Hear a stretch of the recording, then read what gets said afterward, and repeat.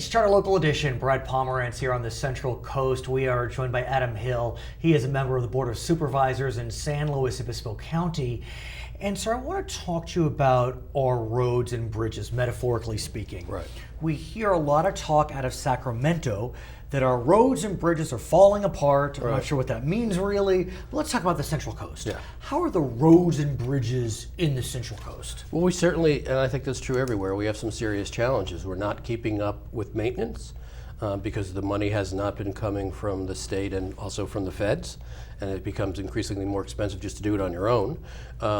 We're not able to move forward on some of the necessary expansion of infrastructure, you know, where you add lanes or you widen certain routes. Sure. And even the ones that are controlled by the state, controlled by Caltrans, they don't have the funding to do it. So we're seeing bottlenecks not just on our 101 sections, which is really the responsibility of the state, but in some of the other state routes too that go through our, like 227 that go through our county. And that is causing congestion, and it's causing some safety issues. Now, some counties, I understand, have the ability to repair their roads and bridges through monies which they have raised. Right. Explain how that works. Yeah, so there's a transportation sales tax, what they call a self-help tax. Okay. And it's created so that it can't be rated by Sacramento. So it's got a mechanism in it that prevents it from being taken. It can only be spent locally, collected locally and spent locally on transportation-related projects. Currently, about 84% of the residents of California live in a county that have this dedicated sales tax. So it's additional to their regular sales tax, and it's only for transportation-related projects. And as I understand it, what needs to happen is the county needs to ask its voters to pass a dedicated sales tax. Like you said, 84% live in counties that have it. Right. And there are counties that are looking to move forward. I think Ventura County's looking toward a self-help tax. But in the south part of the state, I'll call San Luis Obispo the breakpoint, but below Ventura County, you have LA, Orange, Riverside, San Bernardino, Imperial, San Diego, all have their own dedicated sales tax. And even our immediate neighbor to the south, Santa Barbara. Okay. And so we can see the impact that they have had. They have a lot more money to spend on their roads, and it shows. And in Los Angeles, for example, we saw that they finally opened what's known as the Subway to the Sea. You know, and as I understand it, that came from monies that were passed by the voters in 2008 through a self-help tax. Right. What's happening in San Luis Obispo?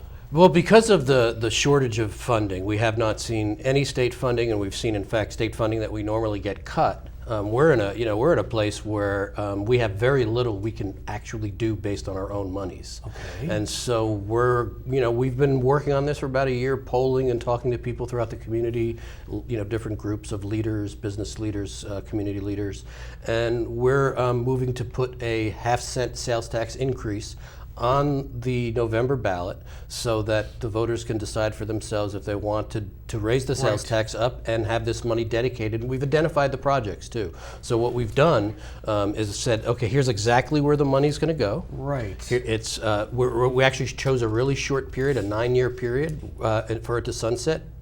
Or renewed. Right. And part of it is we know people are suspicious of any kind of taxes, and they're suspicious of government in general, it seems. And so 9 years seems a short enough period of time where people can say, okay, this is what you said you were doing with it, and if those things aren't done, then they shouldn't renew it. And as I understand it, under the formula proposed, 55% of the money will be under what's called local control. Right. Does that mean that a city, for example, Arroyo Grande can decide what they're going to do with their money? Well, they certainly will be able to be part of that. Basically what we want to have it is that each of the cities, we want equity. So that we have the voters in each of those cities realizing that, they're going to pay for some of this. Tourists are going to pay for this too, and you're going to see some sales tax. And you're going to see some actual projects that your cities identify that are going to have money behind them. Right. Each city seems to have identified there's about $72.6 million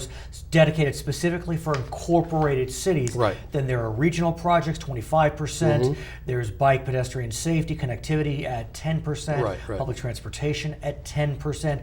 So it's very specific as to where the monies would go. Right. The question becomes, if this is on the ballot in November, what percentage do you need to get this passed? So we need 2/3, which is always difficult.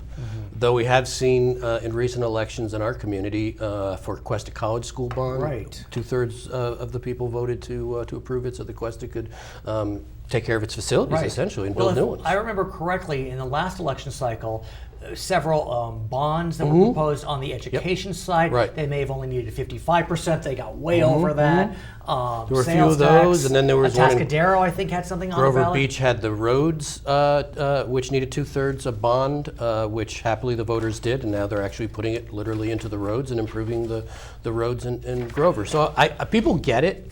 It's just a matter of whether they want to do it. Sometimes some of these things take a while. I mean, it's not, to me, it wouldn't be wasted if it doesn't happen, because I believe we're going to have to come back to the voters at some point no matter what.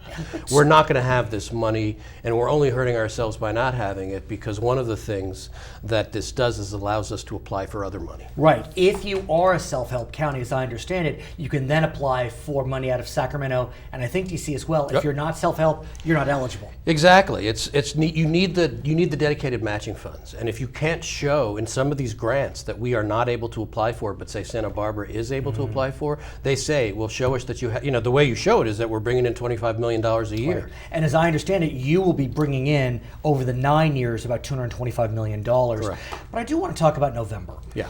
Because if we look at the November ballot, statewide, it appears that the following tax bonding spending measures will be on the ballot. An extension of part of Prop 30, only the amount that brings in revenue from high income wage earners, not the sales tax extension. A homeless bond seeking $2 billion, a construction bond for schools seeking $9 billion, and then likely a tobacco tax, which would increase the amount per pack from 87 cents to $2.87. Is it of concern to you that there will be other taxing measures on the ballot while San Luis Obispo is asking its own voters to also tax themselves? Absolutely, yeah. I mean, I understand I'm a voter, so I Right, understand of the course. wariness of the voters.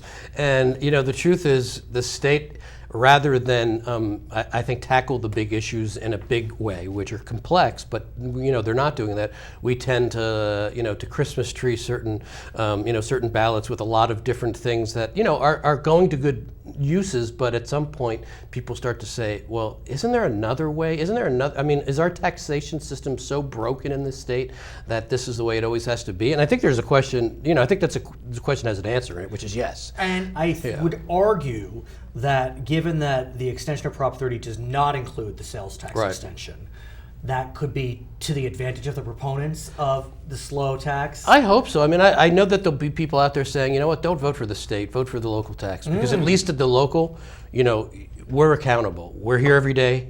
We have to back this up by seeing these projects happen.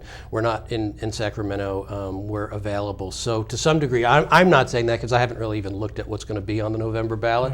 But I certainly can see people wanting to have more faith in something that will directly benefit them. A street that they know needs fixing, a freeway or a roadway that they know needs widening. Right. The list is very clear. Yeah, that's what we're. Yeah, exactly. You represent significant portions of San Luis Obispo City, right. And it says exactly Los Osos Valley Road, Grand Avenue, Broad Street Corridor improvements. So people know where the money's going. What about the fact we're going to see a presidential election in November?